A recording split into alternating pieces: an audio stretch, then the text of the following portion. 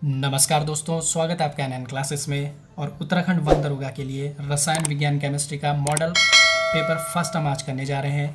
20 प्रश्न इसमें है, 20 के 20 महत्वपूर्ण है। तो चलिए दोस्तों, पहला क्वेश्चन है, मोमबत्ती के जलने की प्रक्रिया में कौन सा परिवर्तन होता है? तो ऑप्शन फर्स्ट है भौतिक परिवर्तन, सेकंड है रासायनिक परिवर्तन, थर्ड है ए एवं बी दोनों, और फोर्थ है इनमें से कोई नहीं। तो देखिए, मोमबत्ती की जलने की प्रक्रिया में परिवर्तन होंगे दोनों ही। तो आंसर क्या होगा? ए एवं बी दोनों। अब कैसे होगा? तो देखिए, मोमबत्ती के जलने की प्रक्रिया में भौतिक एवं रासायनिक दोनों परिवर्तन होते हैं। भौतिक परिवर्तन कैसे होगा? मोमबत्ती का पिघलना एक भौतिक परिवर्तन है। और रासायनिक परिवर्तन क्या होगा? मोमबत्ती का जलना, जो मोम का जलना है, वो एक तरह का रासायनिक परिवर्तन है। तो क्वेश्चन महत्वपूर्ण है, ध्यान रखिएगा। अगला क्वेश्चन है, निम्नलिखित में से कौन सी प्रक्रिया क्रिस्टलीकरण विधि के अनुकूल है? तो ऑप्शन फर्स्ट है समुद्री जल द्वारा प्राप्त नमक को शुद्ध करना, सेकंड है नमक से कपूर को पृथक करना, थर्ड है वायु से विभिन्न गैसों को पृथक करना, और फोर्थ है ए एवं बी दोनों। तो आपको बताना है क्रिस्टलाइजेशन किस में प्रयोग की जाती है। तो देखिए, इसका जो आंसर होगा वो होगा समुद्री जल द्वारा प्राप्त नमक को शुद्ध करना क्रिस्टलीकरण का एक उदाहरण है। अब यहाँ पे कुछ और एग्जाम्पल भी दिए गए हैं, इन्हें आप देख लीजिए। तो सबसे पहला क्रिस्टलीकरण ही है। क्रिस्टलीकरण विधि का प्रयोग ठोस पदार्थों को शुद्ध करने में प्रयोग किया जाता है, ध्यान रखिएगा। सेकंड है नमक से कपूर को पृथक करना, ऊर्ध्वपातन कहलाता है। देखिए, ऊर्ध्वपातन एक ऐसी प्रक्रिया है जिसमें किसी भी ठोस को बिना तरल में बदले सीधे गैस में बदल दिया जाता है। तो कपूर भी एक ऐसा ही पदार्थ है जो अगर आप उसे गर्म करोगे तो वो तरल में चेंज नहीं होगा, सीधे गैस में चेंज हो जाएगा, और इस प्रक्रिया को कहते हैं ऊर्ध्वपातन।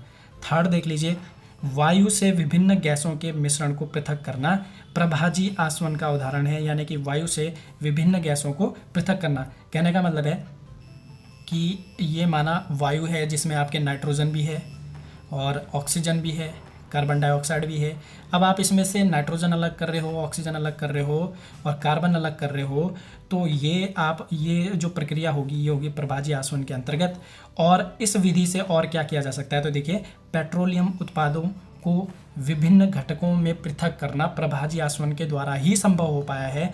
यानी अगर आपको petrol, diesel, kerosene oil, glycerine इन सबको अलग करना है तो आपको प्रभाजी आसवन प्रयोग करना होगा, क्योंकि ये पहले सब मिक्स होते हैं, उसके बाद ही अलग किए जाते हैं, प्यूरिफाई किए जाते हैं या रिफाइन किए जाते हैं। अगले क्वेश्चन पे बढ़ते हैं। साथ ही साथ देखिए दोस्तों, प्रश्न पे पढ़ने से पहले उत्तराखंड वन दरोगा का जो पेपर है वो जैसे लॉकडाउन खुलता है उसके संभावित 2 महीने के अंदर या 3 महीने के अंदर अंदर वो रिटर्न हो जाएगा। उसके लिए हमने एक विशेष पाठ्यक्रम बनाया है, एक सिलेबस तैयार किया है। ऑफिशियल सिलेबस में को यूनिट वाइज दिया है, लेकिन चैप्टर क्लियर नहीं है, और इंग्लिश में दिया है। तो हिंदी माध्यम वाले जो भी छात्र हैं और इंग्लिश माध्यम वाले ऐसे छात्र जो कंफर्टेबल हैं हिंदी से, तो देखिए, आप सिलेबस को हमारे वीडियो के डिस्क्रिप्शन में लिंक दे रहा हूँ, आप वहाँ से इसे खरीदिए। वो सिलेबस आपके पेपर में बहुत ज़्यादा गेम चेंजर का काम करेगा। सारे के सारे टॉपिक पॉइंट वाइज दिए हैं, सारे पॉइंट को कवर कर लीजिए। साथ ही साथ पुस्तकों का भी उसमें वर्णन किया है, कौन सी पुस्तक आपको पढ़नी, कौन सी बुक्स आपको लेनी है। 100% आप रिटर्न क्लियर कर सकते हैं।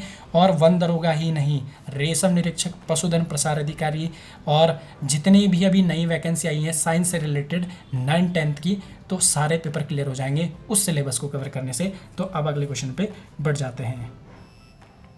तो अगला क्वेश्चन है, देखिए, दूध तथा पानी का मिश्रण है। आपको बताना है दूध तथा पानी का मिश्रण किस प्रकार का मिश्रण है। तो ऑप्शन फर्स्ट है क्या ये एक विलयन है, सेकंड है निलंबन, थर्ड है कोलाइडी विलयन, और फोर्थ है इनमें से कोई नहीं। तो देखिए, दूध और पानी का मिश्रण एक कोलाइडी विलयन का उदाहरण होता है।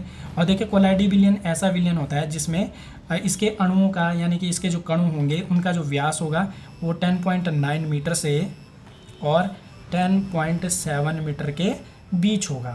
तो ध्यान रखिएगा, इंपॉर्टेंट क्वेश्चन है। अगले क्वेश्चन पे बढ़ जाते हैं। निम्नलिखित में से कौन परमाणु सिद्धांत के प्रस्तुतकर्ता के रूप में जाना जाता है, यानी कि किसने ये कॉन्सेप्ट दिया था। तो ऑप्शन फर्स्ट है महर्षि कर्णाद, सेकंड है जॉन डाल्टन, थर्ड है डेमोक्रिट्स, और फोर्थ है लिथोसिपस। तो देखिए, परमाणु सिद्धांत जॉन डाल्टन ने प्रतिपादित किया था। अब इसके बारे में थोड़ा सा यहाँ जानकारी उपलब्ध की गई है। तो देखिए, जॉन डाल्टन ने 1808 में सर्वप्रथम परमाणु सिद्धांत प्रस्तुत किया, जिसके अनुसार परमाणु अविभाज्य है, परंतु 19वीं शताब्दी के दशक के अंतर्गत वैज्ञानिकों ने यह प्रमाणित कर दिया कि परमाणु भी विभाज्य है, जिसकी एक निश्चित आंतरिक संरचना होती है। तो अब अगले क्वेश्चन पे बढ़ जाते हैं। अगला है निम्नलिखित में से किसमें न्यूट्रॉन अनुपस्थित होता है। आपको बताना है कि किसके नाभिक में जो है न्यूट्रॉन नहीं होगा। तो ऑप्शन फर्स्ट है हीलियम, सेकंड है हाइड्रोजन, थर्ड है लिथियम, फोर्थ है बेरिलियम। तो देखिए न्यूट्रॉन जो है वो हाइड्रोजन के नाभिक में अनुपस्थित होता है, चूँकि इसमें सिर्फ आपका प्रोटॉन होगा और बाहर वाली कक्षा में क्या होगा, इलेक्ट्रॉन होगा। तो देखिए यहाँ पे लिखा गया है हाइड्रोजन में एक इलेक्ट्रॉन तथा एक प्रोटॉन होता है एवं न्यूट्रॉन की अनुपस्थिति होती है। अगला क्वेश्चन है दो परमाणुओं के समस्थानिक आइसोटोप क्या कहलाते हैं, यानी कि आइसोटोप क्या होंगे। तो ऑप्शन फर्स्ट है उनकी परमाणु संख्या समान परंतु द्रव्यमान संख्या भिन्न होगी। सेकंड है उनमें न्यूट्रॉन की संख्या समान परंतु प्रोटॉन की संख्या भिन्न होगी। थर्ड है उनकी परमाणु संख्या भिन्न परंतु द्रव्यमान संख्या समान होगी। और फोर्थ है उनमें न्यूट्रॉन की संख्या भिन्न परंतु द्रव्यमान संख्या समान होगी। तो आपको सीधे सीधे बताना भाई कि समस्थानिक क्या है। तो देखिए मैं आपको बता दूं, इसका आंसर होगा ए। समस्थानिक ऐसे होते हैं जिनके परमाणु संख्या क्या होती है, समान होती है, लेकिन द्रव्यमान संख्या भिन्न होती है। अगले क्वेश्चन पे बढ़ जाते हैं। तो अगला क्वेश्चन है परमाणु के नाभिक के अवयव हैं। तो आपको बताना है कि परमाणु के नाभिक में कौन कौन से कण होंगे। तो देखिए कोई भी परमाणु का जो स्ट्रक्चर होता है वो कुछ ऐसा होता है जिसमें आपके अंदर क्या होगा, नाभिक होगा। और इस अब आपको बताना है तो लेकिन मैं आपको कॉन्सेप्ट से बता देता हूँ ताकि आपको याद हो जाए। तो देखिए बाहरी कक्षा में होता है इलेक्ट्रॉन जिस पे होता है नेगेटिव चार्ज, और ये जो अंदर वाली कक्षा है यानी कि जो नाभिक है इसमें होगा आपका प्रोटॉन और होगा न्यूट्रॉन। तो प्रोटॉन पे प्लस चार्ज होता है और न्यूट्रॉन तो न्यूट्रल होता है। तो अब यहाँ यही पूछ रहे हैं कि परमाणु नाभिक के अवयव कौन कौन है। तो देखिए यहाँ पे ऑप्शन नंबर सी दिया गया है प्रोटॉन और न्यूट्रॉन। तो प्रोटॉन और न्यूट्रॉन इसका आंसर क्या होगा, सही होगा। और ये आप कॉन्सेप्ट याद कर लीजिएगा, इंपॉर्टेंट है। साथ ही साथ देखें यहाँ पे थोड़ा सा जानकारी भी उपलब्ध की गई है। तो जानकारी क्या है, परमाणु के केंद्र में एक नाभिक होता है जिसमें प्रोटॉन और न्यूट्रॉन होते हैं। प्रोटॉन धनावेशित होते हैं, न्यूट्रॉन उदासीन होंगे। इलेक्ट्रॉन नाभिक के चारों ओर एक निश्चित कक्षा में चक्कर लगाते हैं। इलेक्ट्रॉन पर ऋण आवेशित होता है, यानी कि इसमें नेगेटिव चार्ज होगा। अगला क्वेश्चन है परमाणु के नाभिक की खोज किसने की थी। जो अभी मैंने आपको कॉन्सेप्ट बताया था, कहने का मतलब है यानी ये जो मिडिल वाला पार्ट है इसकी खोज किसने की। ऑप्शन फर्स्ट है रदरफोर्ड, सेकंड है जॉन डाल्टन, थर्ड है जे थॉमसन और फोर्थ है जेम्स चैडविक। तो देखिए नाभिक की खोज किसने की है, रदरफोर्ड। और ये यहाँ पे दिया गया है परमाणु के नाभिक की खोज अर्नेस्ट रदरफोर्ड ने 1911वीं ईस्वी में की थी। तो ध्यान रखिए। अगला क्वेश्चन है निम्नलिखित में से कौन एक कण प्रतिकण युग्म है। कहने का मतलब है एंटी मैटर बताना है आपको। कण का जो प्रतिकण होता है उसे एंटी मैटर कहते हैं। तो ऑप्शन फर्स्ट है इलेक्ट्रॉन पॉजिट्रॉन, सेकंड है प्रोटॉन फोनॉन, थर्ड है प्रोटॉन इलेक्ट्रॉन और फोर्थ है न्यूट्रॉन न्यूट्रिनो। तो देखिए कण प्रतिकण, इलेक्ट्रॉन का प्रतिकण क्या होता है, पॉजिट्रॉन। तो आंसर क्या होगा, ए। अब थोड़ा सा यहाँ पे जानकारी यहाँ पे उपलब्ध की गई है। देखिए अधिकतर कणों के अनुरूप उनसे संबंध एक प्रतिकण होता है, यानी इलेक्ट्रॉन से संबंधित ही एक अपोजिट प्रतिकण होगा जिसका द्रव्यमान उस कण के द्रव्यमान के बराबर होगा। यानी द्रव्यमान तो बिल्कुल उसके बराबर होगा लेकिन उसमें चार्ज अपोजिट होता है। तो जैसे कि इलेक्ट्रॉन में आपको पता है इलेक्ट्रॉन में नेगेटिव चार्ज होगा तो पॉजिट्रॉन में क्या होगा, प्लस चार्ज होगा। और यही इसका क्या होगा, प्रतिकण होगा। अगला क्वेश्चन है हीलियम के नाभिक में होता है, यानी अब आप जान चुके हैं कि कोई भी परमाणु कैसा होता है। ये कोई परमाणु है और ये इसका नाभिक है। अब आपको बताना है कि नाभिक में क्या होगा। तो नाभिक में आपको पता है कि एक प्रोटॉन होगा, एक न्यूट्रॉन होगा। अब आपको बताना है कि हीलियम के नाभिक में क्या होता है। तो देखिए एक प्रोटॉन और सेकंड होता है दो प्रोटॉन। तो देखिए ये तो वैसे ही कैंसिल हो जाते हैं क्योंकि आपको पता है न्यूट्रॉन भी होगा प्रोटॉन भी होगा। थर्ड आता है दो प्रोटॉन तथा दो न्यूट्रॉन और फोर्थ है एक प्रोटॉन तथा दो न्यूट्रॉन। तो इसका जो आंसर होगा वो क्या होगा सी। यानी हीलियम के नाभिक में दो तो प्रोटॉन होंगे और दो न्यूट्रॉन होंगे। ध्यान रखिएगा, इंपॉर्टेंट क्वेश्चन है। अगला क्वेश्चन है किसी तत्व के परमाणु में दो प्रोटॉन, दो न्यूट्रॉन तथा दो इलेक्ट्रॉन है, उस तत्व की द्रव्यमान संख्या क्या होगी। तो देखिए अगर किसी की भी आपको द्रव्यमान संख्या निकालनी होगी तो आप उसके नाभिक में जो भी प्रोटॉन और न्यूट्रॉनों की संख्या उसको जोड़ दो।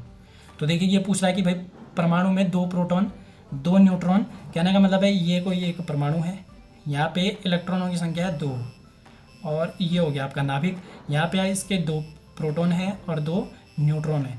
तो अब पूछ रहा है कि भाई द्रव्यमान संख्या बताइए। तो आप क्या करना है, आपको सीधे नाभिक वालों को जोड़ देना है।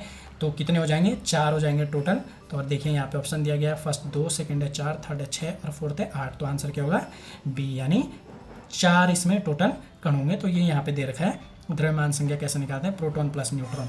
तो आप जोड़ लीजिएगा, कैसा भी क्वेश्चन होगा सॉल्व हो जाएगा। अगला क्वेश्चन है रेडियो एक्टिविटी, रेडियो धर्मिता की खोज किसने की। ध्यान रखिएगा, रेडियो एक्टिविटी को हिंदी में क्या कहते हैं, रेडियो धर्मिता कहते हैं। अब आपको बताना है खोज किसने की। ऑप्शन फर्स्ट है रदरफोर्ड, सेकंड है बैकुरल, थर्ड है बोर और फोर्थ है मैडम क्यूरी। तो ध्यान रखिए, रेडियो धर्मिता की खोज की थी Henry Becquerel. Most important question है, कई बार आ चुका है ये क्वेश्चन, तो बहुत ज़्यादा इंपॉर्टेंट है। अब देखिए रेडियो एक्टिविटी होती क्या है, तो देखिए रेडियो एक्टिविटी वह प्रक्रिया है जिसमें एक स्थिर परमाणु अपने नाभिक से आयनिक विकिरण के रूप में ऊर्जा उत्सर्जन करते हैं। यह विकिरण अल्फा, बीटा और गामा किरण और इलेक्ट्रॉन के रूप में होता है। तो ध्यान रखिएगा, इनमें सबसे सर्वाधिक जो हानिकारक होती है वो होती है गामा किरण, और इसकी भेदन क्षमता भी सर्वाधिक होती है, तो ध्यान रखिएगा। अगला क्वेश्चन है जल का वाष्प में परिवर्तन क्या है।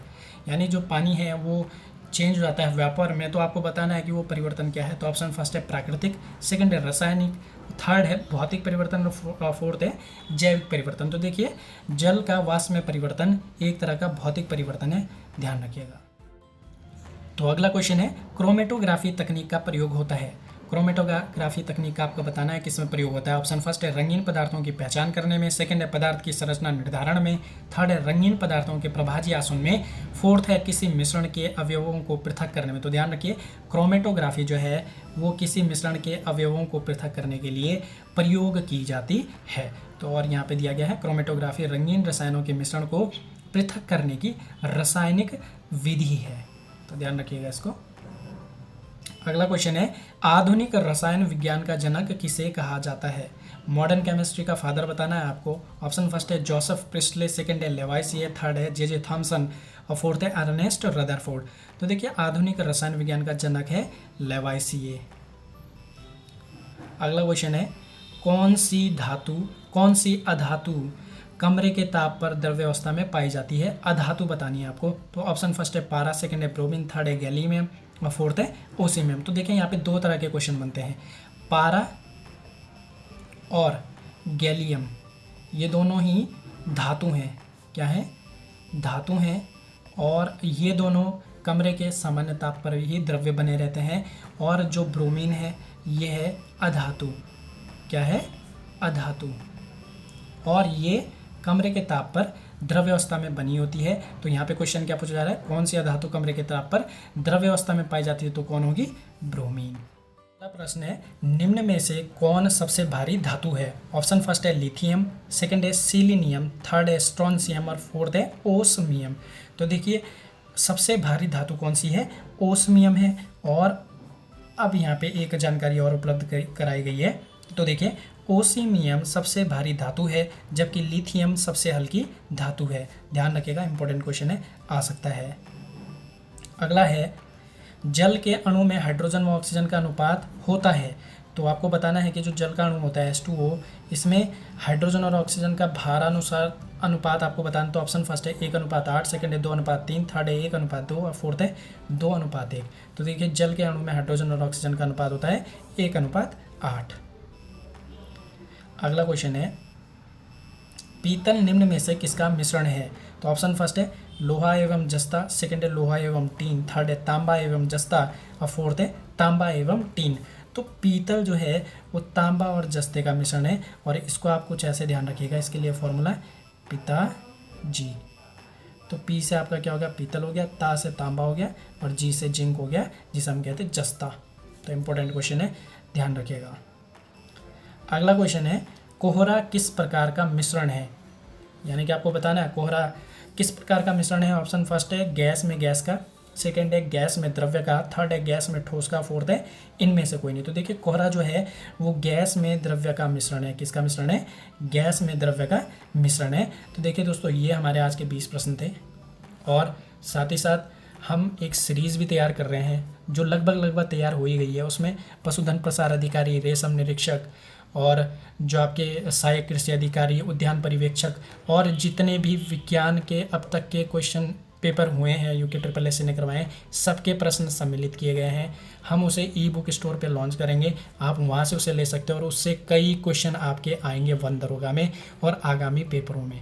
तो जैसे ही ये अपलोड होगा मैं आपको जानकारी दे दूँगा। अगर आपको ये वीडियो पसंद आ रहा हो लाइक कीजिएगा, चैनल को सब्सक्राइब जरूर कीजिएगा और शेयर जरूर कीजिएगा दोस्तों।